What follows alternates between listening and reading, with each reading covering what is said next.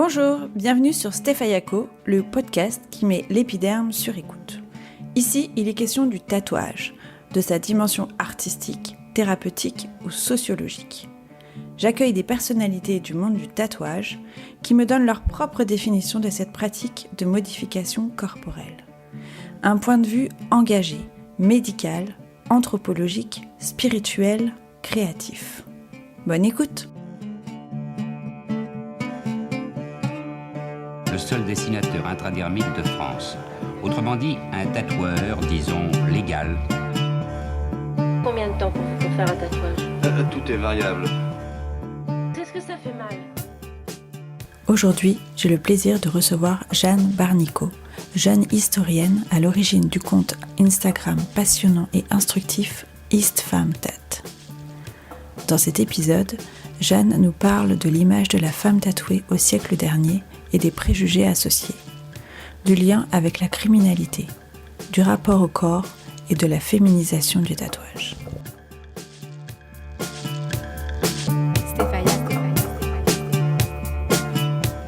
Aujourd'hui, je reçois Jeanne Barnico. Donc Jeanne, tu es étudiante apprentie historienne actuellement en thèse à Paris 1. Et dans le cadre de ton master 2 métier d'historien, tu as réalisé un mémoire dont le sujet était, donc je cite le titre du mémoire, « Une anatomie de la déviance, pratiques et imaginaires du tatouage chez les femmes criminelles et délinquantes ». Donc c'est dans ce cadre que tu as créé en 2018 ton blog et ton compte Instagram, IstFemmeTat, ou Femmes et tatouages. Pour parler au plus grand nombre de l'histoire du tatouage chez les femmes. Tu prépares actuellement une thèse sur les pratiques et les représentations du tatouage chez les femmes en France de 1881 à 1964. Ouais. Très précis. Donc voilà, je dois avouer que j'avais assez hâte de te rencontrer. J'aime beaucoup les posts que tu fais sur Instagram. Je trouve ça vraiment passionnant et que c'est analysé et expliqué de manière très pédagogue. Merci beaucoup. Je suis pas toujours familière avec les posts historiques, donc voilà, je trouve que c'est très accessible et vraiment passionnant. Et le tatouage des femmes a véhiculé beaucoup d'images et de préjugés au fil des années. Et donc, je trouve ça vraiment intéressant de décortiquer un peu l'historique et de faire avancer les mentalités. Eh ben, merci beaucoup pour tous ces compliments d'abord. Et merci de m'avoir invitée aussi. Je ne sais pas par quoi tu voulais commencer précisément. La question classique, c'est quelle est ta propre définition du tatouage ? On commence par une question piège. Ouais, c'est la question spontanée. Pour moi, c'est, outre la définition ultra technique de juste s'insérer des pigments sous les premières couches de la peau, c'est avant tout une manière de s'exprimer soi-même et de se réapproprier son corps et de se réapproprier son histoire par le biais d'une forme d'art, en quelque sorte. Et c'est un petit peu sous cet angle-là que je l'étudie en tout cas. Voilà. Et je sais pas. Non, c'est une très bonne définition. En fait, je voudrais qu'on rembobine un peu ton parcours pour savoir comment tu es arrivée au tatouage, qu'est-ce qui t'a amené au tatouage, et puis on rentrera un petit peu plus dans le détail sur le mémoire que tu as réalisé et l'image des femmes tatouées. Donc, quel est le lien entre tes études d'histoire et le tatouage ? Et du coup, est-ce que tu as décidé d'allier tes deux passions pour en faire un sujet de recherche ? Alors, il y a de ça. Il y a un intérêt pour le tatouage qui remonte à très très très longtemps. Et en fait, je l'avais un petit peu mis de côté dans le cadre de mes recherches parce que je ne savais pas vraiment si je pouvais en faire quelque chose dans ce contexte-là. Et jusqu'au jour où, en M1, je travaillais sur un gang de femmes à Londres dans l'entre-deux-guerres. Donc je travaillais principalement sur des sources de police, avec des dossiers ultra précis sur toute leur apparence physique pour pouvoir les reconnaître si on les croisait dans la rue. Et je m'étais rendu compte qu'à peu près la moitié des femmes de ce groupe-là étaient tatouées. Ça m'avait un petit peu interpellée parce qu'à ce moment-là, j'attendais pas nécessairement ça pendant l'entre-deux-guerres. Et du coup, j'ai décidé de fouiller ce sujet-là pendant mon mémoire de Master 2.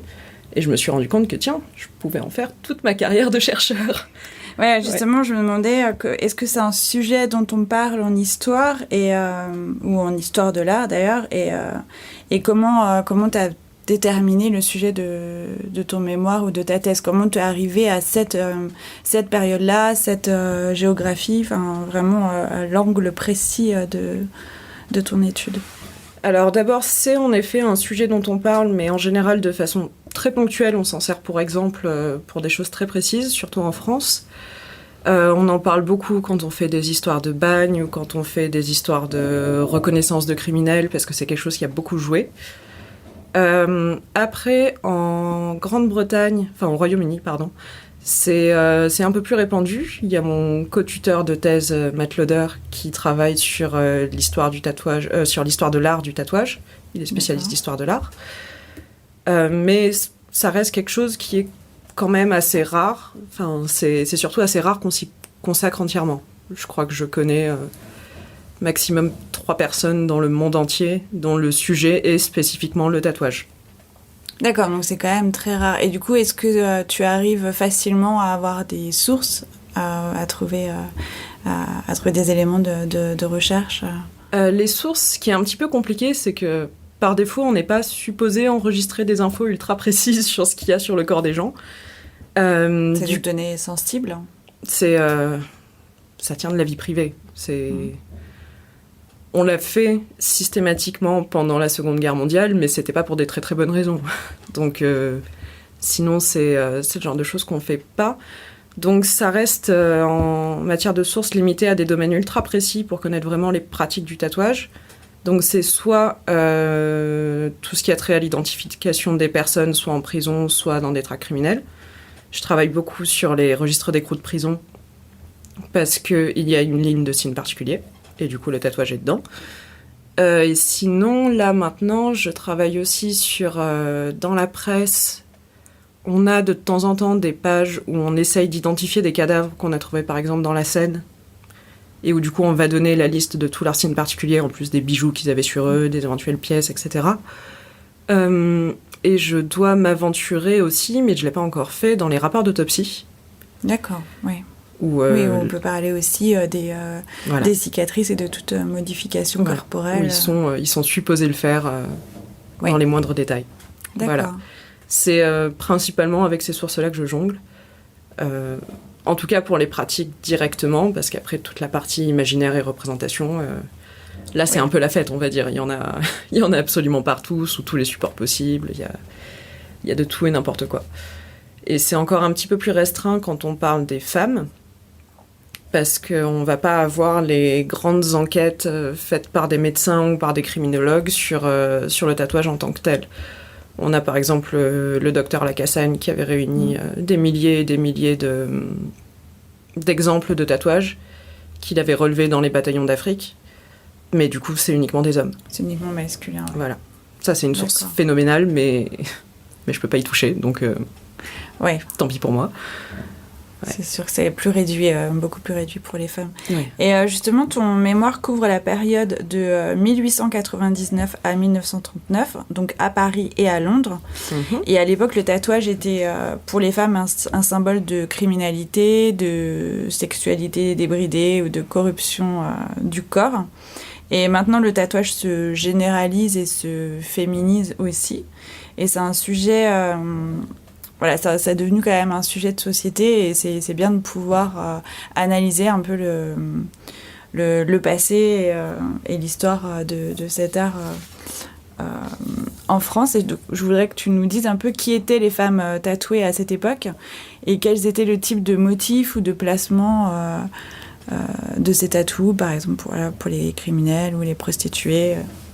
Alors, justement, je suis pas sûre qu'il y ait une rupture si stricte entre aujourd'hui, c'est pour la population générale, et à l'époque, c'était nécessairement des criminels. J'ai travaillé surtout sur des criminels, mais je me suis rendu compte qu'il y en avait un certain nombre qui avaient des tatouages dès leur première entrée en prison.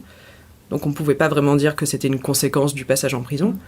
Et qu'il y en avait qui occupaient des boulots qu'on n'attendait pas forcément. J'avais beaucoup de vendeuses, j'avais des domestiques, j'avais une comptable, que j'aime beaucoup, c'est devenu ma préférée depuis, qui on aurait pu penser qu'à l'époque, être tatouée et du coup répondre à ce cliché de la prostituée aurait posé un problème pour qu'elle soit employée, mais ça m'a permis de dire qu'il y avait peut-être une légère marge de tolérance. Après, c'était pour aussi un peut-être certain pas nombre des de tatouages visibles. La plupart des tatouages que j'avais étaient visibles. D'accord. Ouais, c'était surtout avant-bras gauche, main. Donc hyper visible. voilà. On peut se dire, dans une certaine mesure, on peut garder des manches jusqu'au poignet constamment, mais je pense pas que ce soit possible tout le temps quand on est domestique dans la maison de quelqu'un ou vendeuse. Ouais, non, c'est sûr, c'est compliqué. C'est forcément vu à un moment. Ouais. Ouais. Mais quel type de motif était courant à cette époque-là, enfin sur la période que tu as étudié ou alors tu disais les emplacements, c'est plutôt les avant-bras Ouais. Et les types de motifs, est-ce que c'est des motifs un peu classiques américains, ou après c'est vrai qu'on a aussi pour les criminels il y a aussi des codes, des significations qui sont différentes. On a des choses qui sont extrêmement basiques, en tout cas en France, où on va avoir surtout des initiales ou des noms, ou alors des motifs extrêmement simples de l'ordre d'un cœur, une croix, ou peut-être une tombe, ou quelque chose comme ça qui n'est pas compliqué à exécuter. En Angleterre, j'avais des choses un petit peu plus folkloriques. Je crois que j'en avais avec des arbres, beaucoup de fleurs ou de choses comme ça, mais ça restait... Oui, c'est plus varié. Ouais, ça restait extrêmement rare en France. Je me souviens même plus comment j'avais justifié cette différence-là. Je crois que c'était... Oui, parce qu'en Angleterre, on a eu beaucoup plus tôt des vrais salons clairement établis. Oui. Et en France, ça a toujours été quelque chose qui a existé, mais pas sous cette forme très officielle avant les années 60. Donc tout ce qu'on avait en France, c'était du tatouage fait main. Donc du coup, on n'allait pas rentrer dans des choses extrêmement compliquées. C'est-à-dire que, pour essayer de clarifier un peu, la plupart des tatouages que j'ai vus étaient situés soit sur la main gauche, soit sur l'avant-bras gauche. D'accord. Pourquoi à gauche ? Et c'est probablement parce qu'elle le faisait elle-même. D'accord, ok. Et du coup, c'est là qu'on irait le faire avec la main droite, naturellement. Donc du coup, elle s'aventurait pas dans des choses extrêmement complexes. Et ça restait de l'ordre des initiales ou des points. J'ai eu assez tôt des systèmes de points. Et je crois que je vais commencer à bosser sur une petite histoire du mort aux vaches, parce que je l'ai vu apparaître, mais extrêmement Très tôt. Ouais. Je crois que je l'avais dès 1899, et je l'attendais un peu plus tardivement. Donc il y a quelque chose à fouiller par là. D'accord. Voilà. Mais ça reste du très simple. Très très simple. Contrairement aux hommes qui s'aventurent dans des choses un peu plus complexes. D'accord. Et qui se les font aussi, qui se faisaient aussi eux-mêmes peut-être ou Probablement moins eux-mêmes et plus une personne sur l'autre. Ouais. Et ils en prenaient un qui était bon pour dessiner et ils se lançaient là-dedans. Mais chez les femmes, j'avais vraiment une impression de quelque chose de très intime, de très personnel. Très artisanal aussi, finalement. Qu'on se fait sur soi-même pour raconter sa propre histoire ou pour se rappeler des liens importants, etc. Et j'avais des types de tatouages qui étaient extrêmement touchants dans ce genre-là. J'avais une femme qui avait une tombe sur un bras, avec en dessous un nom. Où en fouillant un petit peu, j'ai réussi à me rendre compte que c'était le nom d'un de ses enfants qui était mort quelques années plus tôt. Ouais. D'accord. Ouais. Donc là, c'est des types de tatouages où si elle l'a fait elle-même, c'est quelque chose qui est vraiment intime, personnel, qu'elle a fait pour se souvenir de lui et pour l'avoir près de lui. Ouais. Et c'est quelque chose qui est extrêmement prédominant dans mes archives. D'accord. Et quel était justement le rapport au corps de la femme à ce moment-là ? J'ai l'impression qu'il y a un réel parallèle entre la virginité de la peau et la virginité des femmes. Oui. Et pourquoi ? Comment tu l'analyses ? Il y a plusieurs raisons. Ça a probablement à voir avec l'histoire de l'art, d'abord, qui, à toutes les époques, nous a saturés d'images de corps féminins parfaits, complètement blancs. Il n'y a pas une tache de rousseur. C'est quelque chose qui est vraiment omniprésent dans l'imaginaire depuis des siècles et des siècles. Sinon, À partir du 19-20e, je pense qu'il y a aussi une autre perspective qui se développe, c'est celle des maladies vénériennes, qui a peut-être renforcé ça, où on va peut-être associer le tatouage à des marques qui commencent à être laissées par la syphilis quand elle commence à bien s'installer, ou des choses comme ça. Et de façon générale, ça tient aussi au fait que la plupart des tatouages de femmes étaient des initiales, souvent les initiales d'un amant. Alors du coup, à partir du moment où une femme est tatouée, ça voulait plus ou moins dire qu'elle était plus vierge concrètement, parce qu'elle avait déjà été avec quelqu'un, ce quelqu'un lui avait peut-être lui-même fait le tatouage. Ouais, donc ce corps n'était plus sacré. Voilà, le corps était littéralement signé. Oui. En tout cas, tel qu'on le voyait. Il y avait la marque de quelqu'un dessus. Ouais. Et justement, le tatouage était quand même assez masculin. On a toujours des images de soldats, de marins et de prisonniers. Est-ce que le tatouage chez la femme, c'était plutôt un signe d'émancipation ? C'est difficile à affirmer. La plupart du temps, parce qu'on ne peut pas rentrer dans la tête de ces gens-là. C'est possible parce que je pense que quelles que soient les époques, ça rentre dans une logique d'appropriation du corps. Mais ça peut aussi vouloir dire exactement l'inverse. Et ça peut vouloir dire que le mec avec qui elle était soit un marin, et que du coup, elle avait juste adopté sa pratique et était un petit peu devenue une extension de cette personne au point d'avoir les mêmes habitudes et les mêmes pratiques que lui. Donc, et d'être signée, justement. Oui. Et ouais, du coup, c'est assez compliqué à restituer. Et c'est une des grandes frustrations en histoire, c'est que la plupart du temps, on a juste des petites pièces du puzzle. Et on essaye de créer des liens là où on peut créer des liens. Et sinon, on a juste plein d'hypothèses à lancer, mais qui parfois peuvent aller dans un sens et dans l'autre. Oui, c'est ça. Après, c'est des hypothèses, mais s'il n'y a pas d'écrit de la personne en question, c'est difficile de savoir ce qu'elle a vécu. Ouais. Et la plupart du temps, là, les femmes sur lesquelles j'ai travaillé, c'est des femmes qui viennent de milieux extrêmement populaires. Donc, dans leur vie, elles écrivaient probablement peu. Et il y a très peu de chances pour qu'elles aient laissé... trace de leur ressenti. Ouais. Il y a des journaux intimes qui sont très répandus à ces époques-là, mais ça vient d'une autre couche de la société. Oui, il y a quand même aussi une question sociale, j'ai l'impression, dans le tatouage chez les femmes à cette époque. Ouais, très clairement. C'est en partie parce qu'on associe de façon générale le tatouage à des gens qui ne sont pas forcément très fréquentables. Donc ça va être soit des criminels, ça va être soit des membres de l'armée, mais pas dans les rangs les plus hauts. Enfin, c'est clairement pas la haute société, c'est quelque chose d'extrêmement populaire et c'est une sorte d'art populaire pour limite des personnes qui n'ont pas les moyens d'avoir d'autres formes d'art.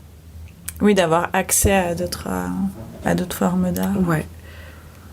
C'est vrai que j'ai jamais vu personne dans des... En même temps, je travaillais jusque-là sur les prisons, donc oui, on peut aussi dire que jusque-là... C'est connu aussi que certains... je sais pas, certains artistes, écrivains ou politiciens qui appartenaient quand même à des classes sociales plus élevées ont pu être tatoués aussi, mais les femmes, je ne sais pas. C'est compliqué. Pas d'exemple. En Angleterre, tout particulièrement, on a eu des modes du tatouage dans la haute société qui en général duraient 5-10 ans et tout le monde en parlait dans la presse d'un coup et puis ils en parlent plus pendant 2 ans et puis paf, ça réapparaît. Soit ça venait par vagues, soit ça a été constant et juste à chaque fois les gens redécouvraient le phénomène. Les deux sont possibles. Et ensuite, il y a un autre phénomène parallèle qui est assez intéressant, c'est qu'on a régulièrement dans la presse des mentions de femmes de la haute société qui seraient tatouées. On a par exemple la mère de Churchill sur laquelle il y a eu plein de rumeurs d'un tatouage. On a eu une américaine qui a été pendant un moment princesse de Belgique avant son divorce qui aurait été tatouée. Et en fait, on se rend compte en travaillant sur ces cas que ces tatouages n'apparaissent sur aucune photo, sauf pour quelques rares exceptions qui étaient effectivement tatouées. Ça apparaît jamais sur les photos. Si on prend 2 articles qui en parlent à 2 semaines d'intervalle, ils vont présenter des tatouages qui n'ont absolument rien à voir. Et en fait, on finit par se rendre compte qu'à chaque fois, c'est des personnalités extrêmement scabreuses, soit qui étaient connues pour avoir plein d'amants, soit qui se sont mariées 3-4 fois d'affilée à 3-4 personnes différentes, et où en fait, ces rumeurs de tatouage faisaient presque le lien avec des prostituées de basse classe pour dire regardez, elle a aucune moralité. Oui, c'est pas forcément vérifié, c'est peut-être juste par rapport à, c'est peut-être juste, ce soupçon d'immoralité. Voilà, c'est peut-être juste une façon de se dire, avec la sexualité qu'elle a, peut-être qu'elle est tatouée en prime. Ça n'étonnerait personne. C'est comme ça que la rumeur peut partir, quoi. Ouais. Et justement, sur la féminisation, on va dire, du tatouage, il y avait une étude IFOP en 2017 qui disait que les femmes étaient plus tatouées que les hommes. Tout à fait. Et étaient tatouées à 16%, contre 10% pour les hommes. Comment tu expliques, toi, ce phénomène ? Comment tu expliques pourquoi il y a plus de femmes qui sont tatouées ? Je pense que c'est venu avec les mouvements féministes. C'est quelque chose qui est détaillé dans plusieurs bouquins, dont le très bon livre de Margot Mifflin, qui crée des liens entre les grandes vagues du tatouage chez les femmes, principalement aux États-Unis, et les grandes vagues du féminisme. C'est aussi probablement venu avec tous les mouvements body positive. Et ça a probablement encore été accentué par des grandes stars tatouées qui ont un petit peu donné l'exemple. La première enfin pas la première, mais la plus évidente et probablement la plus influente, c'était Janis Joplin. Oui. Qui, à partir de 1970, on a eu des vagues de personnes qui avaient exactement les mêmes tatouages qu'elle. Absolument énormes. Des icônes qui ont vraiment fait le chemin. Et qui ont permis l'utilisation du tatouage dans des grands mouvements de réappropriation de son corps et de signification d'indépendance, etc. Je pense que ça vient surtout de là, cette grande féminisation. Parce que ça a été un boom absolument énorme. Moi, les périodes sur lesquelles je travaille, même sur toute la fin de mon mémoire en 1939, j'étais encore à 1% en France. D'accord. Moins d'1% même. Oui, c'est vieux, mais pas tant que ça non plus. Ça a évolué quand même très très vite. Ouais. Donc ça veut dire que, oui, en l'espace de pratiquement un demi-siècle, c'est passé de 1% à au moins 10%, et puis maintenant on est à 16%. Ouais. Et selon toi, comment ça se profile ? Dans quelle direction on va pour les prochaines générations ? Ça va probablement s'accentuer, parce que je pense que dans le monde du travail, on va progressivement apprendre à s'en foutre.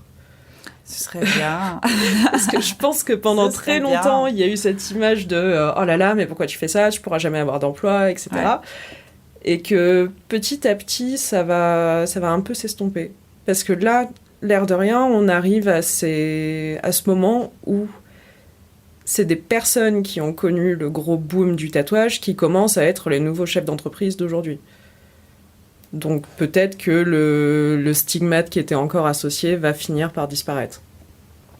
Oui, c'est vrai qu'on le voit beaucoup même dans les pubs. Alors après, il y a des choses un peu classiques. Maintenant, on met des personnes tatouées dans toutes les pubs et ça devient ridicule. Mais, un peu. Mais il y a aussi des pubs, on va dire, très classiques, très sérieuses, professionnelles, et je vois ça sur la banque, sur la PEC, enfin sur des choses qui touchent à l'emploi, qui touchent à des métiers où on a l'habitude de voir les gens plutôt en costard, qui peuvent être tatoués bien entendu de manière cachée, mais là c'est un peu plus apparent et ça implique aussi, ça veut aussi dire qu'on peut être tatoué et compétent. Ça paraît bête, mais jusqu'ici, c'était... c'est pas une révélation pour tout le monde, mais je pense qu'il y a quand même encore du chemin à faire dans le secteur professionnel. Dans tout ce qui est communication et publicité, je pense que c'est aussi devenu un moyen de dire « regardez, on est ouvert et on est cool !» Sauf que l'air de rien... toutes ces campagnes de pub influent sur maintenant, c'est le symbole du cool. Mais... Voilà, oui. C'est vrai. Mais le tatouage est même apparu dans des défilés de grandes marques dans ces dernières années. Enfin, soit des mannequins qui étaient réellement tatoués, soit le temps du défilé, des faux tatouages très visibles. Vrai. Alors je me souviens plus de la marque. Il y avait Jean-Paul Gaultier qui a toujours montré des tatouages. Lui, c'est depuis toujours. Hein, mais, ça vient probablement de sa fascination complètement débridée pour les marins. Ouais, tout à fait. Mais au moins, c'est pas des faux tatouages. Oui. Mais effectivement. Je me souviens plus de la marque qui a fait ça. Mais c'est vrai que Jean-Paul Gaultier est un peu un pionnier là-dedans. Y compris avec ses actions un petit peu plus récentes de s'intéresser à tout ce qui est freak show, etc. Ouais, complètement. Qui est un autre grand lieu du tatouage d'ailleurs, surtout chez les femmes. Oui. Oui, la femme tatouée. J'avais vu des choses très intéressantes là-dessus à l'exposition du Quai Branly. Oui. Tatoueur tatoué. Tatoueur tatoué, ouais, c'était vraiment passionnant, et notamment sur la partie freak show. Ouais. Qui, je pense, pendant toutes les périodes que j'étudie, a aussi été le grand moyen par lesquels les femmes ont appris que d'autres femmes étaient tatouées. Parce que c'était quelque chose qui était assez répandu et assez visible. J'avais travaillé longuement sur Gita Salomé. Ouais, justement, je voulais... justement on va y arriver.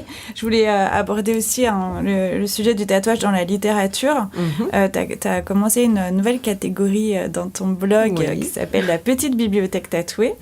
On pourrait aussi la surnommer mon pense-bête, parce que ça me permet d'avoir toutes les infos à portée de main. Et le but, c'est de faire un peu l'inventaire des œuvres de fiction donc, qui mettent en scène le tatouage féminin. Ouais. Et je voulais savoir, pour toi, quelle est la femme tatouée emblématique qui t'a marqué, et et je pensais par exemple à Gita Salomé, où tu avais parlé aussi de Emma de Burgh. Je sais plus si on dit de Burgh ou de Bourg. Je sais pas. Et voilà, laquelle t'a marqué? Est-ce que tu peux nous raconter un peu ta vie?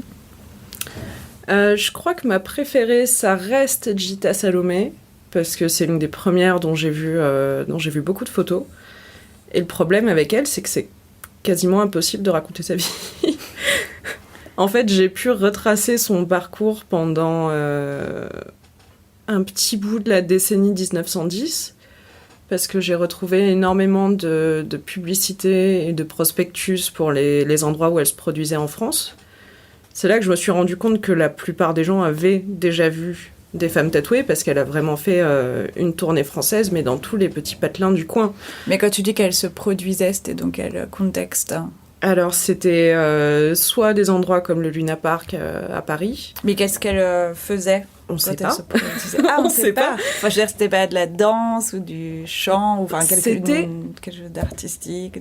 C'était probablement de la danse, parce qu'en fait, elle a choisi à un moment de s'accoler le nom Salomé. Au début, elle était uniquement Gita. Et elle choisit ce nom-là à un moment où la figure de Salomé est omniprésente dans la culture. Donc Salomé, tête de Jean-Baptiste, elle danse pour obtenir sa tête, etc. etc. Ça a commencé à devenir objet de ce qu'on a appelé la danse des 7 voiles, où une femme jouait le rôle de Salomé en se déshabillant progressivement. Donc c'était à moitié un striptease et à moitié une performance artistique. Et du coup, on peut imaginer qu'elle n'a pas choisi ce nom de façon complètement innocente, et que ça tenait probablement au moins à la danse et au moins à un certain niveau de dévoilement. D'accord. Même si on a plusieurs publicités qui disent que le spectacle est ouvert à tous les publics, donc probablement les enfants, donc elle finissait probablement pas toute nue. Mais sinon, c'est extrêmement difficile de le savoir. Je sais qu'elle s'est produite au Bal Tabarin à Paris, je me souviens plus en quelle année par contre, qui était réputé pour avoir parfois des numéros un petit peu scabreux, etc. Mais j'ai pas de définition complète de ces spectacles. Et alors pourquoi cette femme en particulier t'a marqué? Qu'est-ce qui dans son parcours t'intéresse, t'a fasciné? C'est probablement le mystère. C'est de pas savoir d'où elle vient. Un coup, on pense qu'elle est turque, un coup, on pense qu'elle est allemande. Son impresario est anglais, on sait pas pourquoi. La plupart de ces spectacles se passent en France, on sait pas pourquoi. À un moment, j'ai retrouvé son exact homonyme, ou alors elle, en Australie. Je sais pas pourquoi elle est partie là-bas.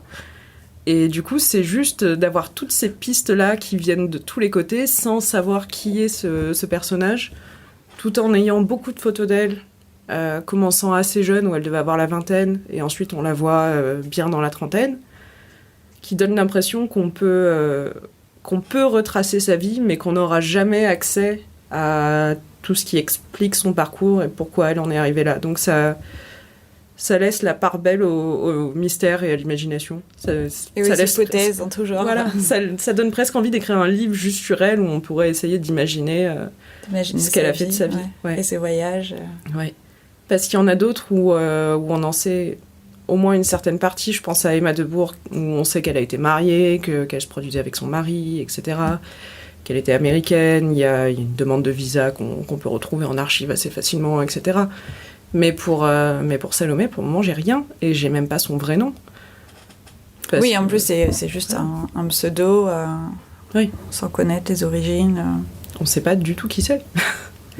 Mais c'est Mystérieux. probablement pour ça que je la préfère. Ouais. Et tu donnes aussi l'exemple d'un roman, ça s'appelle Le Testament du monstre, oui. d'Henry Rider Haggard. Donc c'est un roman anglais de 1888. Et donc qui raconte l'histoire de Margaret, qui est une romancière qui accepte de se faire tatouer sur le dos le testament de son éditeur peu scrupuleux après un naufrage sur une île déserte. C'est génial à lire. C'est fou, ouais, ça m'intéresse vraiment. Et du coup, la question centrale, c'est est-ce qu'un testament tatoué est valide ? Et donc, je trouve que tu en parles aussi, ça aborde le sujet de transformer le corps de la femme en support, au lieu de le conserver justement immaculé et un peu en dépit de sa dignité. Est-ce que c'est un sujet qui est redondant dans la littérature ? Sous cette forme-là, pas du tout. Et c'est pour ça que ce livre est absolument génial, parce qu'en fait, il réfléchit en profondeur d'abord à des questions légales. Je vais pas spoiler la fin. Est-ce que j'ai spoilé la fin dans l'article ? Je sais plus, je crois. Oui, il me semble que j'ai fait un résumé complet. Je ne sais pas, mais je l'ai pas. Oui, pourtant je l'ai lu, mais bon, j'ai oublié. Je pourrais quand même lire le roman. Je crois que j'ai résumé en entier. Bref, je vais pas le redire maintenant, parce que tout le monde peut aller lire l'article et juste s'arrêter une ligne avant la fin.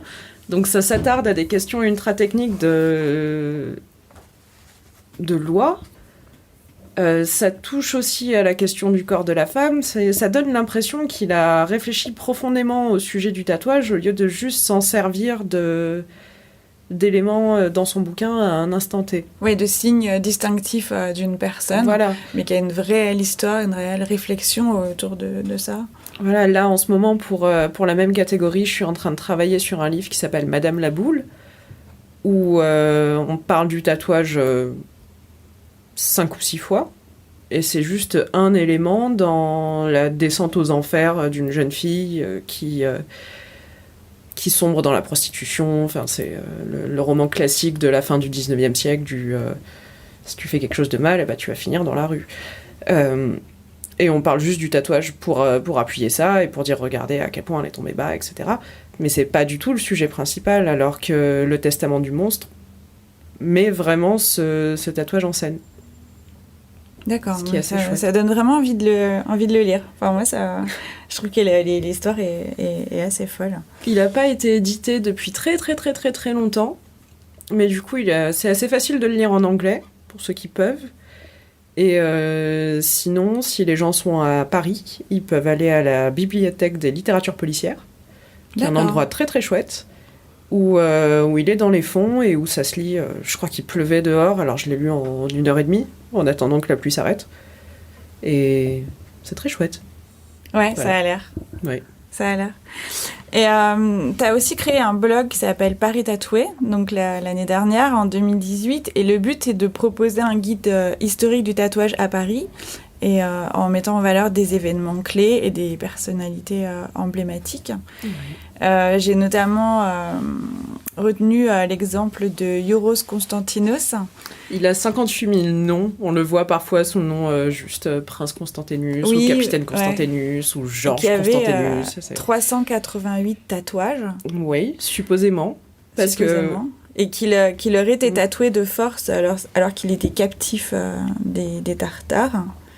et qui a eu une certaine notoriété en Europe, où il exhibait son corps, et notamment aux Folies Bergère. Donc c'est aussi pour ça que tu en parles sur le côté parisien. Et il y a aussi, on parle aussi d'érotisme de sa performance, qui prenait un peu le pas sur le côté artistique du tatouage. Oui, il y a un des articles de presse qui s'étend sur les femmes qui sont en train de monter sur les bords des fauteuils pour le voir de plus près, pour voir cet homme presque nu juste devant elle, etc. C'est assez intéressant. Il a été connu mondialement après, parce qu'il a fini par rejoindre la troupe de Barnum aux États-Unis. D'ailleurs, il y avait un film / comédie musicale qui était sorti il y a quelques années, The Greatest Showman, avec Hugh Jackman dans le rôle de Barnum, où il y a dedans un homme tatoué qui est jamais nommé, qu'on voit à peine. Il danse dans le fond en général, mais c'est supposé être lui. D'accord, il est un peu invisibilisé, mais... Oui, voilà. Non, mais en même temps, ce film aurait pu plus s'attarder sur les phénomènes humains que sur le personnage de Barnum. C'est clairement pas lui le plus intéressant. Oui, mais c'est du coup une des premières personnes à s'être représentée comme ça en France. Il y en avait eu d'autres avant, mais qui étaient soit des personnes ramenées de force des quatre coins du monde, soit des exemples très très ponctuels. Et lui, vraiment, a innové dans la façon dont il se présentait. Ça a été un des premiers en France à présenter ce long récit de comment il aurait été tatoué de force et regarder les résultats de mon supplice. Ouais, c'est vraiment épique. C'est récit. Très certainement très très faux. Oui, ça doit être très romancé. Voilà. Même le nombre de 388, je pense que il est faux. On peut en douter aussi, ouais. Voilà, et que c'est juste une question de on va mettre un très gros chiffre sur l'affiche pour attirer l'attention des gens. Et ouais, c'est un personnage fascinant pour ça. C'était en quelle année déjà qu'il s'était présenté ? Je n'ai pas révisé précisément ça. Tu disais que c'était en 1874. Ouais, je crois que c'est la première fois qu'il apparaît. Ensuite, on le revoit ponctuellement. Et 16 ans plus tard, si je suis vraiment mauvaise en maths, c'est terrible. Oui, non, 16 ans plus tard, on va avoir, il me semble, pour le moment, la première femme, qui est la belle Irène, qui, elle, sera au Jardin de Paris, qui est une Américaine à l'origine, mais qui va reprendre les mêmes codes de on m'a forcé, c'est dramatique, mais venez le tatouage n'est jamais un choix, finalement. Là, c'est vraiment des gens qui ont été tatoués de force, un peu sous forme de torture, ou c'est pour construire un mythe.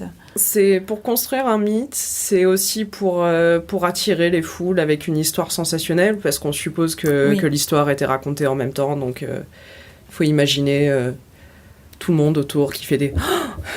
Bref, des petits cris horrifiés. Ouais. Ça avait aussi une pseudo-portée didactique, parce qu'on amenait les enfants pour entendre des histoires de ce qui se passe aux quatre coins du monde, alors que ça se passe pas du tout aux quatre coins du monde. Et oui, voilà, il y avait aussi la question érotique dont tu parlais, qui est déjà présente avec ce personnage-là et qui est encore accentuée à partir du moment où on va avoir des femmes. Ouais. Voilà, parce que si elles sont tatouées de partout, à un moment, il faut le montrer. Ouais. Voilà. Ouais, bien sûr. Donc, c'est aussi un peu une excuse pour dévêtir les femmes. Voilà, donc peut-être que l'enfant venait pour se cultiver, peut-être que papa, il venait pas pour se cultiver du tout. C'est pour ça qu'on a eu ce type de spectacle extrêmement longtemps, je pense. Ça... Et justement, quel est qu'est-ce que tu veux transmettre avec ce blog, montrer un peu toutes les choses qui ont pu avoir lieu dans Paris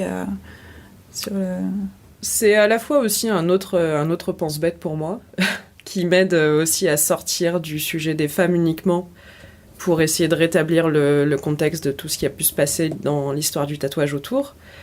C'est aussi une tentative de cartographier un petit peu l'histoire du tatouage à Paris, de voir si ça a été concentré dans des lieux particuliers, et ça pourrait même un jour donner lieu à des visites complètement informelles de tous les grands lieux. C'est exactement ce que j'allais te demander, c'était ma question. Est-ce que tu envisages de faire des visites guidées thématiques Je suis pas sûre d'être un très très bon guide. Mais forcément, j'ai pensé à ça. Je me suis dit que ça pourrait être génial. C'est vrai que ça pourrait être intéressant. Ce qui est dommage, c'est que les 3/4 des lieux ont disparu. Il y a beaucoup de vieux cafés, vieilles salles de spectacle parisiennes qui ont été sabrées. Il y en avait une que j'adorais qui s'appelait l'Enfer, et maintenant il y a un Monoprix. Ouais, c'est pas Voilà. le même charme. Ouais, donc je peux amener plein de gens devant un Monoprix et dire alors là, il y a 150 C'est ans. passé des choses folles. Et c'est aussi, oui, une volonté de montrer tous les aspects de l'histoire du tatouage. Et de montrer à la fois le fait que les gens étaient exposés à ce type de spectacle-là, et puis en même temps toutes les petites affaires qui se passaient dans d'autres coins. Je prépare aussi un article sur, a priori, un tatoueur un mec qui tatouait sous je sais plus quel pont, dans un endroit complètement perdu de Paris. C'est pour montrer que même si on pense que le tatouage était quelque chose de très marginal, c'était en vérité quelque chose qui était plus ou moins omniprésent dans la ville et dans les époques. Dont on parlait pas, mais qui était... Enfin, peut-être on n'en parlait pas beaucoup, mais ça faisait quand même partie de la vie des gens.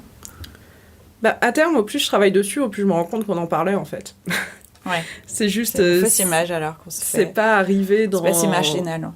Voilà. C'est pas arrivé dans l'histoire avec un grand H. Ouais. C'est pas quelque chose qui est un grand fleuron de notre histoire, mais ça fait définitivement partie de l'histoire populaire et de l'histoire culturelle. Et au fur et à mesure que je travaille sur ce sujet-là, je me rends compte que les gens se sont toujours tatoués, les gens ont toujours su ce qu'était le tatouage. Oui. Et qu'ils avaient en tête plein d'images par rapport à ça, qui soit les poussaient à le faire, soit à ne pas le faire, etc.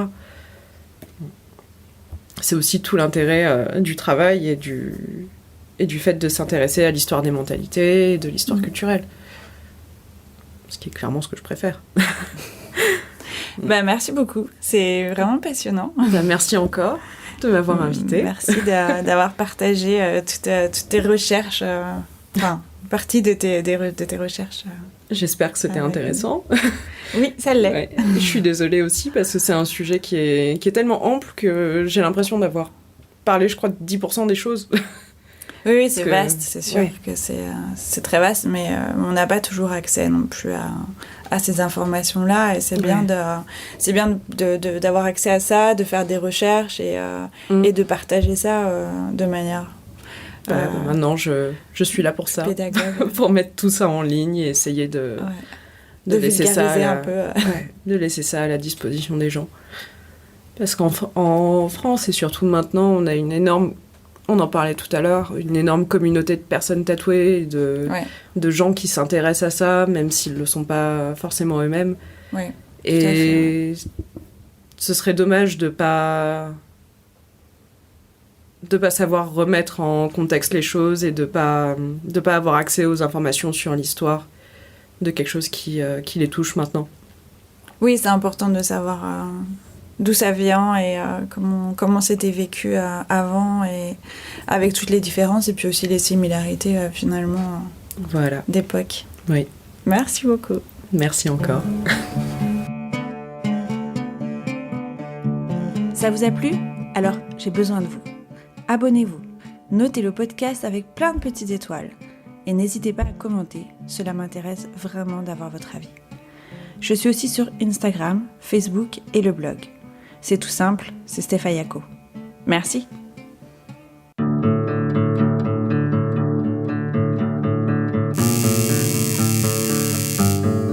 Stefayako.